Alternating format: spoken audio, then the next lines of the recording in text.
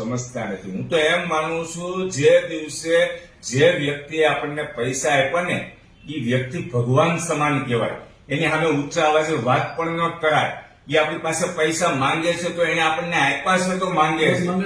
પહેલી વાત તો ઈ કે એને માંગવાની જરૂર પડે એવું કાર્ય જ ન થવું જોઈએ. માસ્ટર સાહેબ, હું જે તમને વાત કરી એમાં કઈ તમને ખોટી લાગે છે?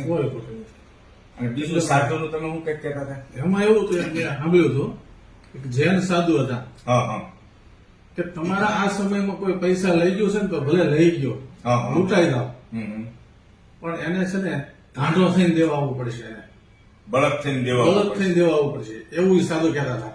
બરાબર છે. પણ ઈ બળદ તમે કહો છો ને ઢાંઢો, ઈ આ જન્મમાં ઢાંઢો છે. ઈ તો કોકની પાસેથી લઈ આવે છે, વિશ્વાસ તોડે છે સામેવાળા વ્યક્તિનો. આવા વ્યક્તિ છે ને